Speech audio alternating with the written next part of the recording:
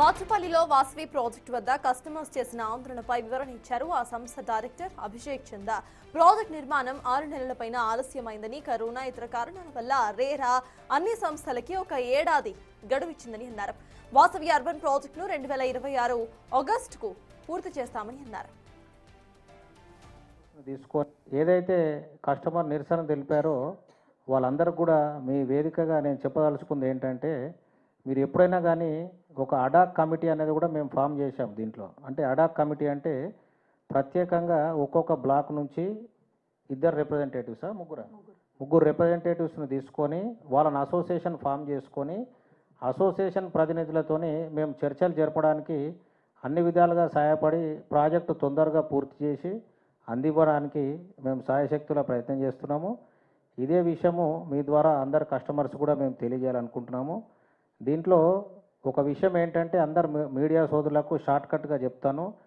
ఈ ప్రాజెక్టు ఇబ్బందులు ఉందనో, legality ఉందనో, fraud ఉందనో విషయం అనేది కంప్లీట్లీ రాంగ్ అండ్ బేస్లెస్. ఈ project is 100% legal. It is our own land and we have constructed. దాని తర్వాత ఇందులో ఉన్న ప్రజెంట్ సమస్యను మీరు చూసుకుంటే కనుక ఓన్లీ టైం లైన్ డిలే గురించి వచ్చిన సమస్య తప్ప ఎక్కడ నాణ్యతలో లోపం ఉందని, లేదంటే ఇది ప్రాజెక్టు స్టాల్ అయిపోయిందని, ఇటువంటి అన్నీ కంప్లీట్లీ బేస్లెస్. ఇటువంటి కస్టమర్స్ ఇబ్బంది పడుతున్న మాట, మనం ఇబ్బంది పడుతున్న మాట 1 ఇయర్ మాకు కూడా చాలా బాధ ఉన్నది. 1 ఇయర్ టైం లైన్ లేట్ అయిపోయిన విషయం కాబట్టి మేము కూడా మా శాయశక్తులా ప్రయత్నించి తొందరగా అందివ్వాలని అన్ని రకాల చర్యలు తీసుకుంటున్నాము. తప్పకుండా ఇక్కడ క్లియర్ డెడ్ లైన్స్ అనేటివి మేము ఆల్రెడీ పబ్లిక్ చేశాము. ఈ డెడ్ లైన్స్కు మేము 100% అందిస్తామని ఆశిస్తున్నాము. మీ తరఫున మీరు కూడా కోఆపరేట్ చేయండి. ఏవైతే లీగలీ ఆబ్లిగేషన్స్ ఉన్నాయో we are all ready to welcome and honour. And without legal obligations, without any constraints మీరు ఇబ్బంది పడొద్దు అని ఒక 7,000 రూపీస్ కూడా మేము అనౌన్స్ చేశాం.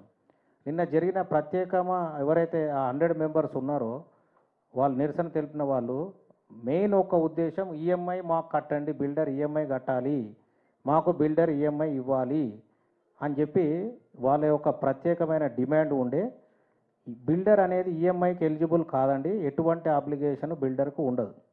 ఇది నేను చెప్పడం కాదు, Supreme Court judgements, RERA guidelines, compliances తరఫున.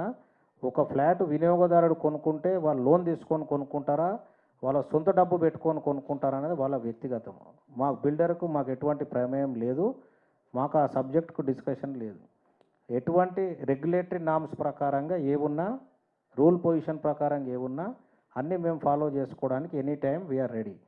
ఏదైతే